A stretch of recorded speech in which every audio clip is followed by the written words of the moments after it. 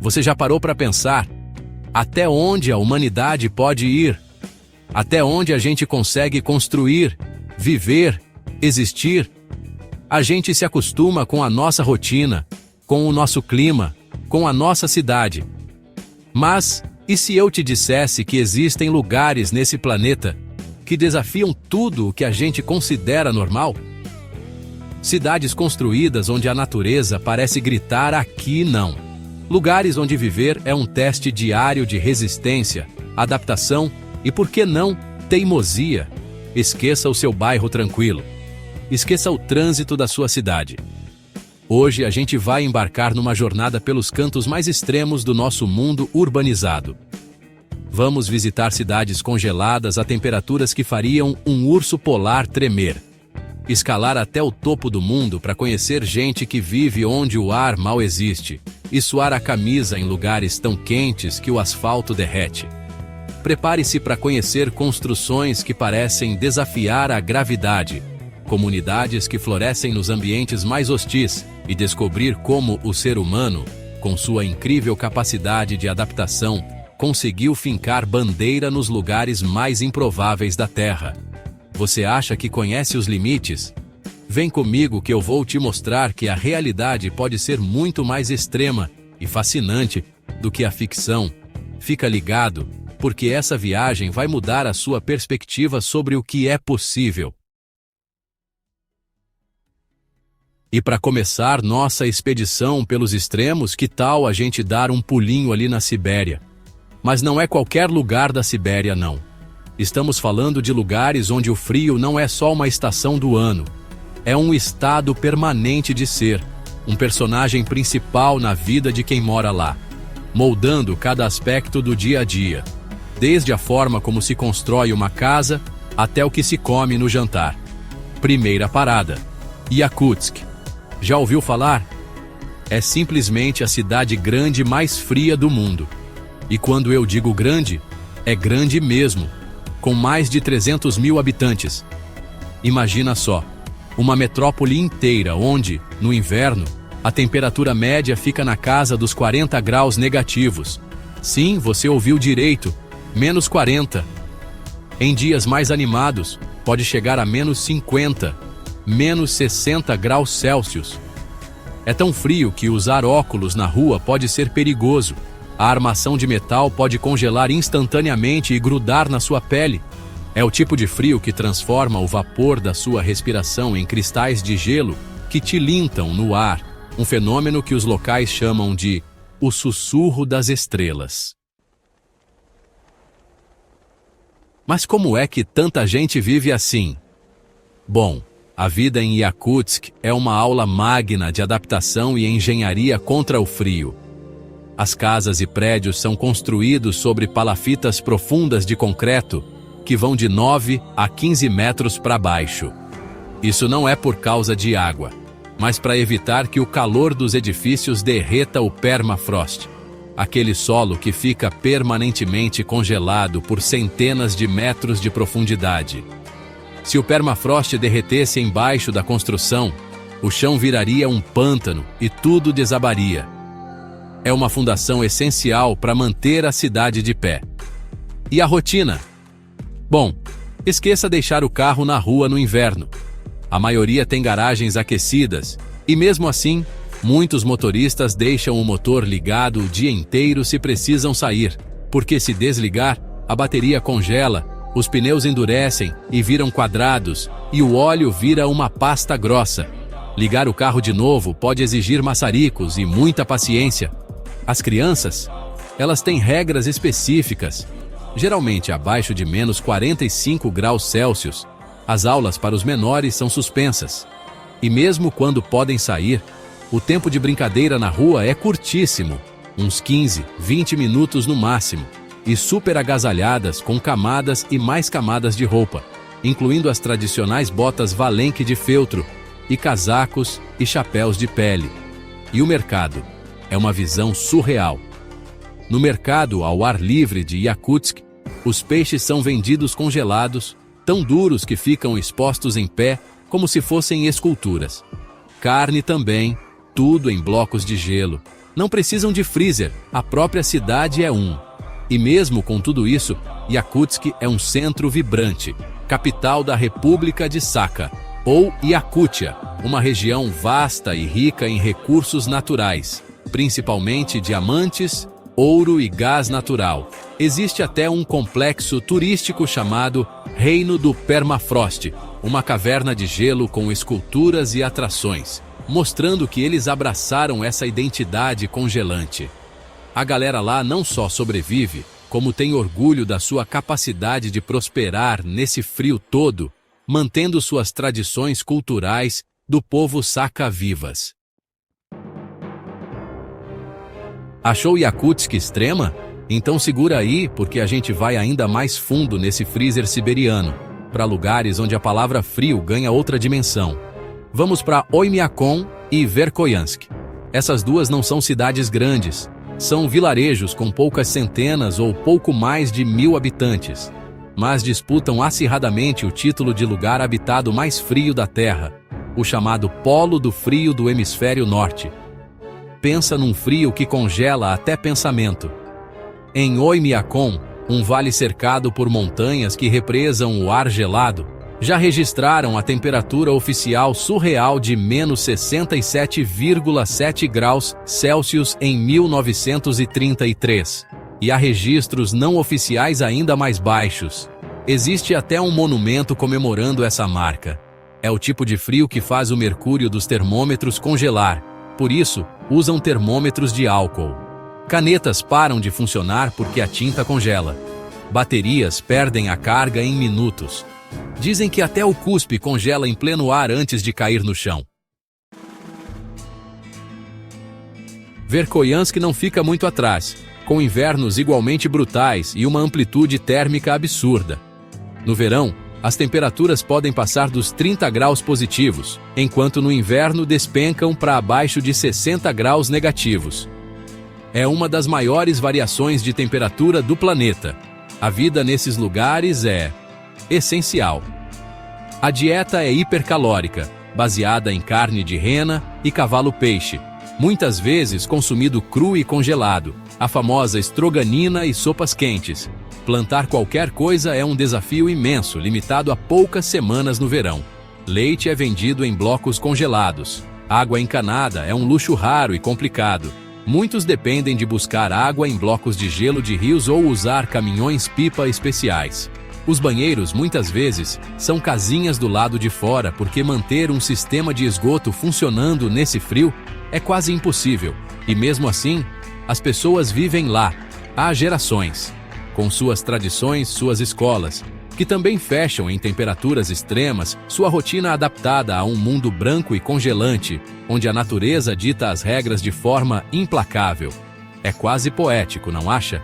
Ver a resiliência humana florescendo onde a natureza parece ter desistido.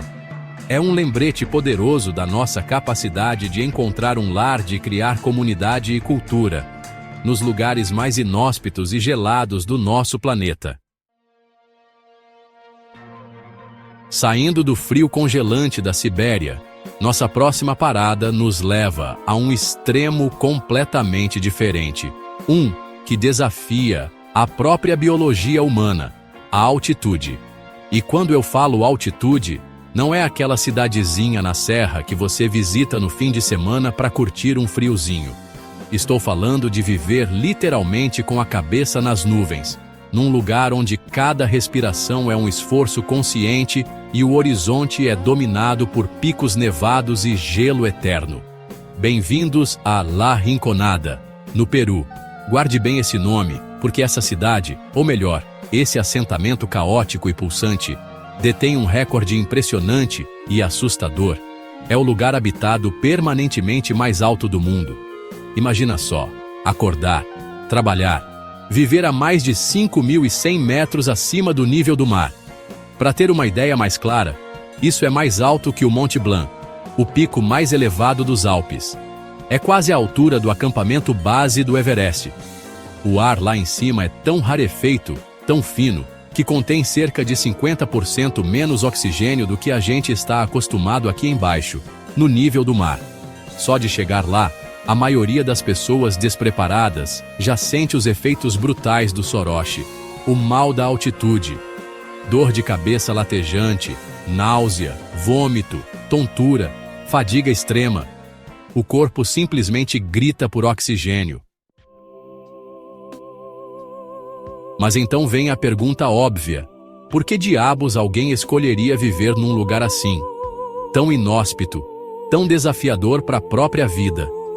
A resposta, como muitas vezes na conturbada história humana, se resume a uma palavra de 5 letras: ouro. La Rinconada fica encravada nos Andes peruanos, agarrada às encostas de uma montanha glacial chamada Ananéa. Uma montanha que, dizem as lendas e confirma a geologia, é recheada de veios de ouro. Essa promessa de riqueza fácil, de mudar de vida da noite para o dia, atraiu e continua atraindo milhares de pessoas, principalmente homens jovens das regiões mais pobres do Peru e da Bolívia, formando um fluxo constante de esperança e desespero. Só que La Rinconada não é uma cidade planejada, nem de longe. Ela cresceu de forma totalmente desordenada. Uma favela vertical que se espalha pela montanha, um labirinto de vielas lamacentas e casas improvisadas feitas de lata, madeira e o que mais der para encontrar.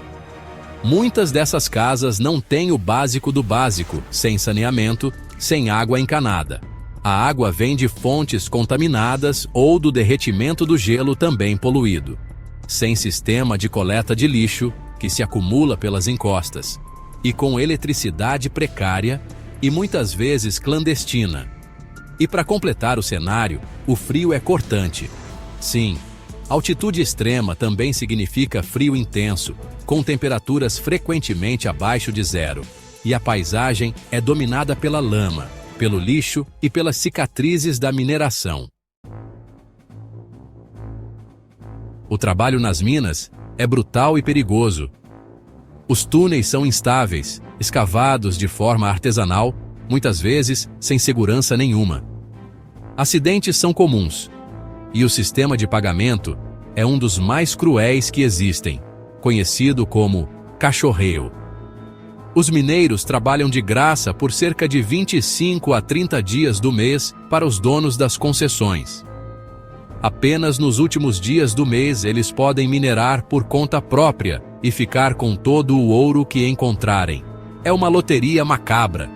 Podem tirar a sorte grande ou sair sem absolutamente nada depois de um mês de trabalho escravo em condições subhumanas, respirando poeira de sílica que causa silicose, uma doença pulmonar fatal e vapores de mercúrio.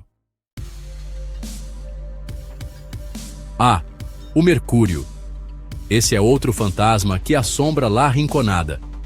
Ele é usado de forma rudimentar para separar o ouro das rochas. O mercúrio líquido se amalgama ao ouro, formando uma liga. Depois, essa liga é aquecida, muitas vezes dentro das próprias casas, para evaporar o mercúrio, deixando o ouro puro. Só que esse vapor de mercúrio é altamente tóxico e contamina o ar, o solo, a água, os alimentos. Envenena os mineiros, suas famílias, a comunidade inteira, causando danos neurológicos e outros problemas graves de saúde.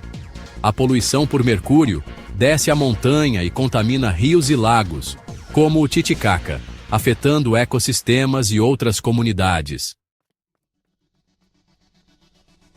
É um lugar de contrastes chocantes.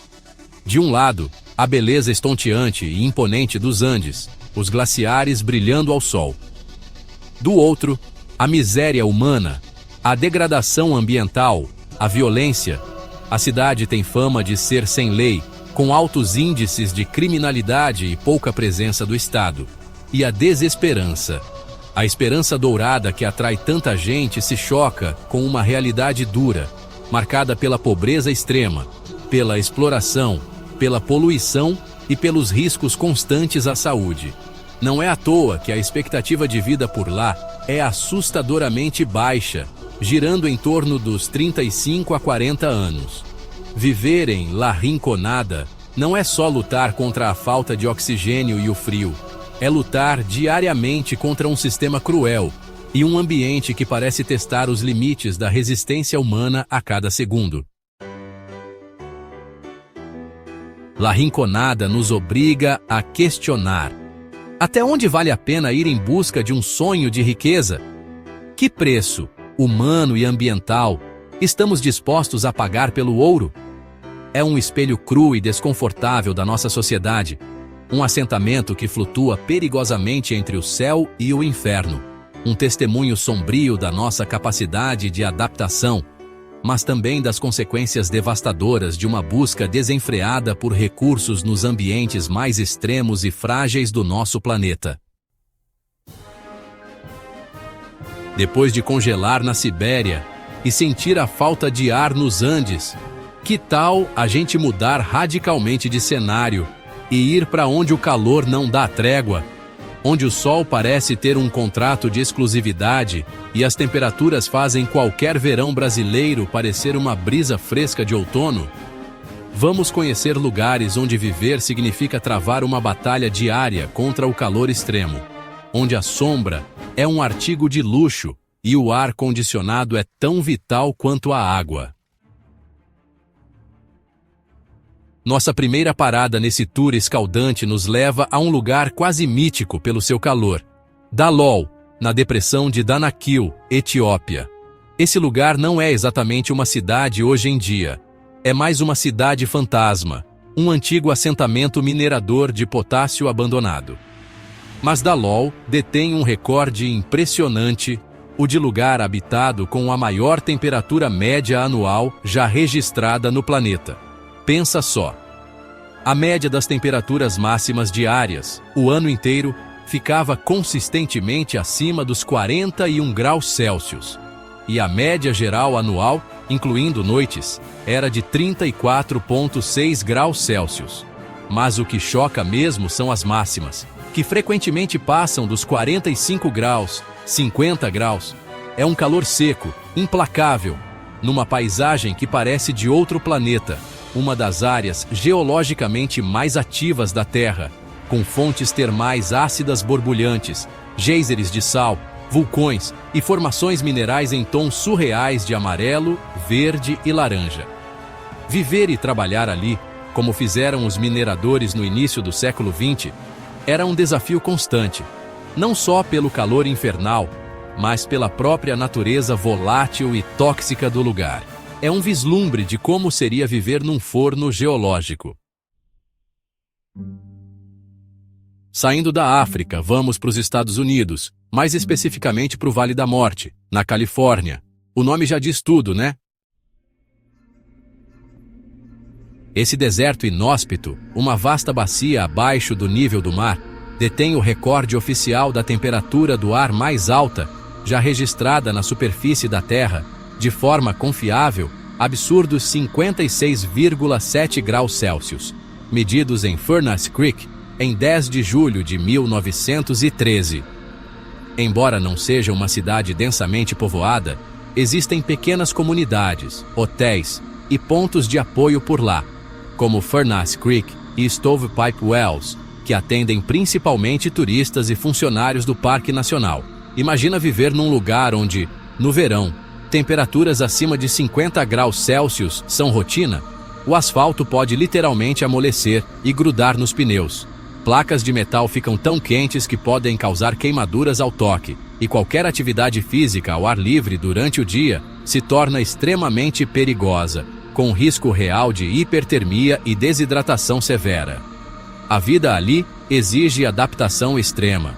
Construções com paredes grossas e cores claras para refletir o calor, rotinas adaptadas para as horas menos quentes do dia, manhã cedo e noite, consumo constante de água e um respeito enorme pela força brutal do deserto. É um lugar de beleza desoladora, mas que não perdoa descuidos. E agora, vamos mergulhar no coração do calor úmido e opressivo, o Oriente Médio e o Sudoeste Asiático. Aqui, não é só a temperatura do ar que castiga, mas a combinação dela com a alta umidade, criando o que chamamos de temperatura de bulbo úmido, um índice que mede o quão efetivamente o suor consegue evaporar e resfriar o corpo. Quando essa temperatura se aproxima dos 35 graus Celsius, o corpo humano simplesmente não consegue mais se resfriar, mesmo na sombra, e com ventilação levando rapidamente ao superaquecimento e à morte. E várias cidades nessa região já flertaram perigosamente com esse limite. Cidades como Kuwait City, no Kuwait, ou Mitribah, também no Kuwait, que registrou 53,9 graus Celsius em 2016, uma das temperaturas mais altas já registradas na Ásia. Avaz e Bandar e Mashhad, no Irã, e Basra, no Iraque, figuram constantemente nas listas das mais quentes do mundo, especialmente durante os meses de verão. Em Bandar e Mashhad, por exemplo, em julho de 2015, a combinação de calor e umidade gerou um índice de calor, sensação térmica, que ultrapassou os 70 graus Celsius. É algo quase inconcebível. Nessas metrópoles modernas, como Kuwait City ou Dubai, que veremos mais adiante, a vida enfrenta um verão brutal. O ar-condicionado não é luxo, é uma necessidade básica de sobrevivência, funcionando 24 horas por dia, 7 dias por semana. A vida urbana pulsa nos ambientes climatizados, shoppings gigantescos, escritórios, casas, até pontos de ônibus climatizados em alguns lugares. Sair na rua ao meio-dia no auge do verão é quase impensável. O ar parece pesado, denso, difícil de respirar. A infraestrutura sofre, o asfalto pode deformar, e a rede elétrica fica sobrecarregada pela demanda colossal dos aparelhos de ar-condicionado, levando a apagões frequentes em algumas áreas menos preparadas. A adaptação arquitetônica é fascinante. Vemos a convivência das soluções tradicionais, como as casas antigas com pátios internos, paredes espessas de adobe, e as bardil, torres de vento que capturavam a brisa e a direcionavam para dentro, com a modernidade dos arranha-céus envidraçados que dependem inteiramente de sistemas de refrigeração central. A água, recurso escasso, é obtida principalmente por dessalinização da água do mar, um processo caro e que consome muita energia.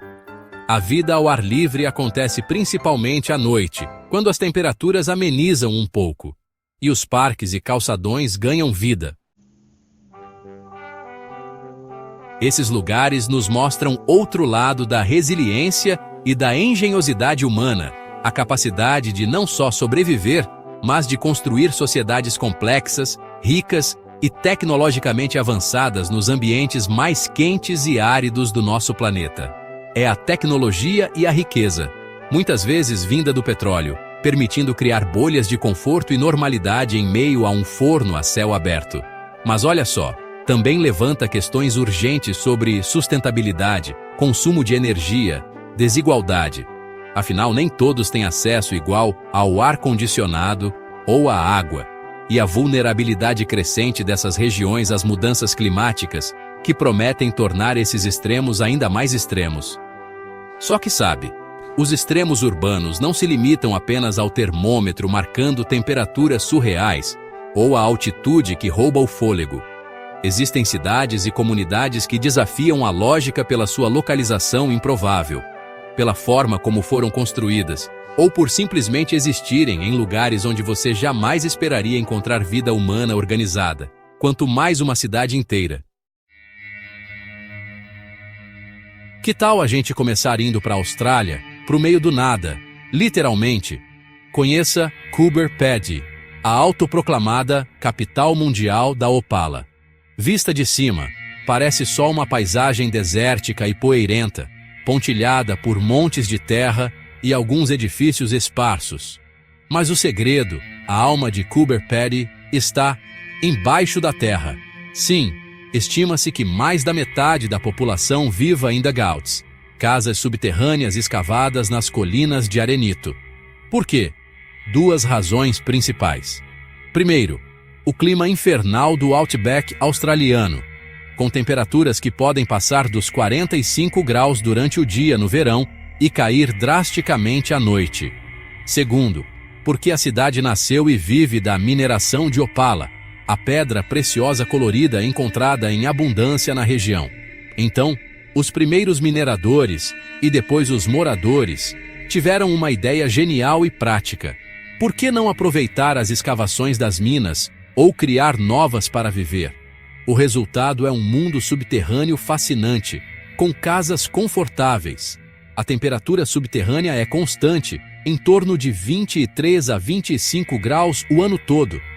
Igrejas, incluindo uma Sérvia ortodoxa belíssima, hotéis, lojas de opala, livrarias e até bares, tudo cavado na rocha. Imagina só abrir a janela e dar de cara com uma parede de arenito com veios coloridos? É uma solução incrivelmente engenhosa e uma forma única de adaptação a um ambiente hostil, criando uma comunidade vibrante movida pela busca da opala e pelo desejo de escapar do sol escaldante. Agora, vamos do subterrâneo para o superlativo, do esconderijo na rocha para a ostentação que desafia o deserto. Pensa num deserto árido, implacável. O que vem à sua mente? Areia a perder de vista, calor sufocante, talvez alguns camelos e oásis esparsos. E se eu te dissesse que no meio de um desses desertos, na Península Arábica, surgiu em poucas décadas uma das cidades mais futuristas, luxuosas e verticalizadas do planeta? Estou falando, claro, de Dubai, nos Emirados Árabes Unidos.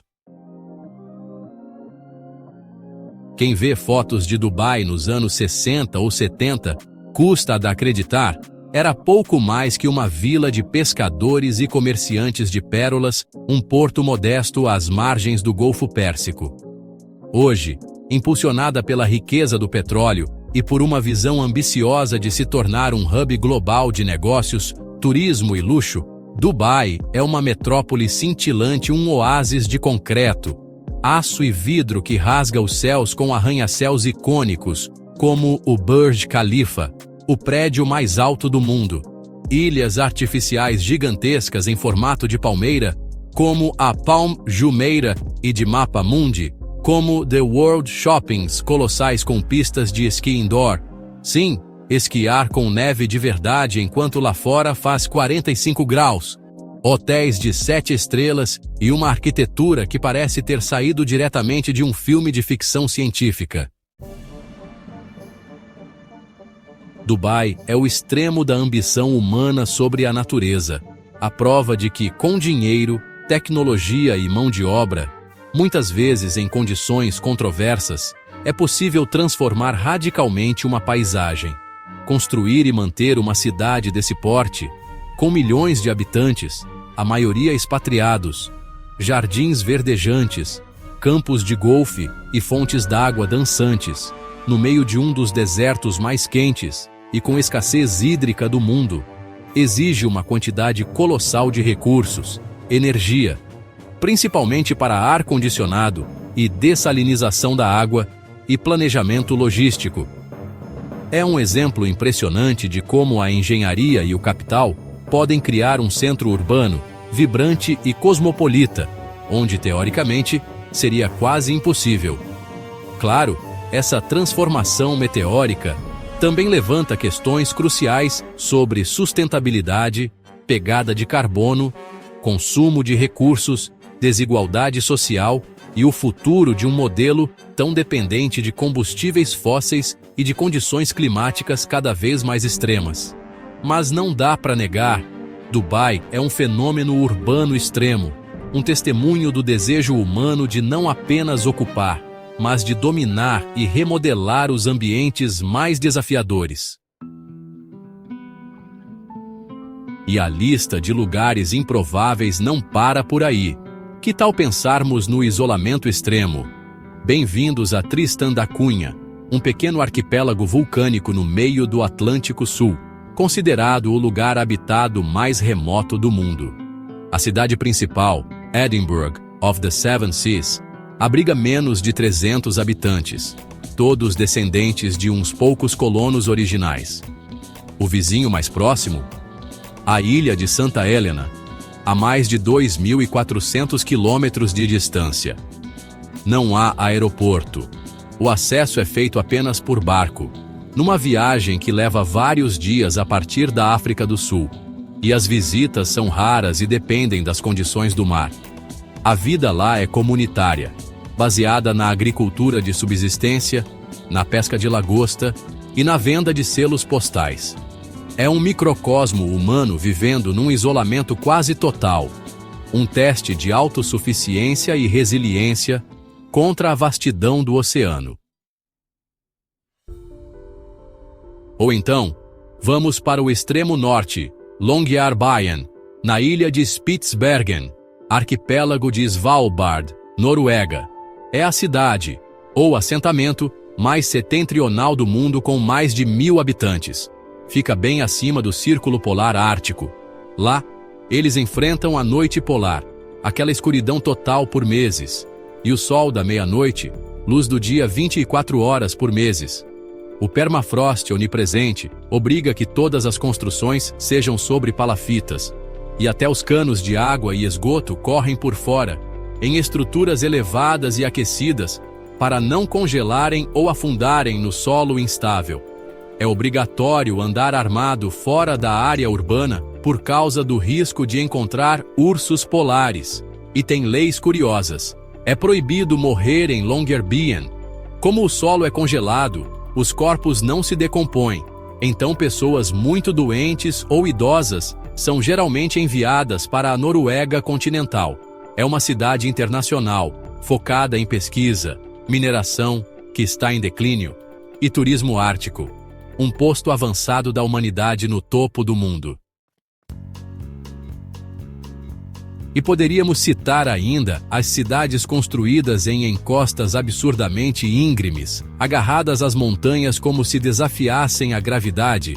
Pense nas Cinque Terre, na Itália, ou em Ronda, na Espanha, com suas casas debruçadas sobre um desfiladeiro profundo. Ou cidades flutuantes, como as comunidades Urus no lago Titicaca, vivendo em ilhas feitas de totora. Onde quer que a gente olhe com atenção, encontramos exemplos fascinantes de como a humanidade, com sua mistura de necessidade, curiosidade, teimosia e engenhosidade, empurra os limites do possível, construindo lares e sociedades nos lugares mais inesperados, improváveis e extremos do nosso planeta. E aí, que viagem, hein?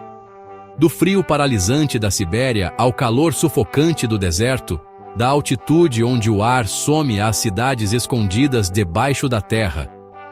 Percorremos alguns dos lugares mais extremos onde o ser humano decidiu chamar de lar. Vimos como a necessidade, a ambição, a teimosia e, acima de tudo, uma incrível capacidade de adaptação nos levaram a construir vidas nos cantos mais inóspitos e desafiadores do nosso planeta. Cada uma dessas cidades, cada uma dessas histórias, é um lembrete do quão resilientes e criativos nós podemos ser.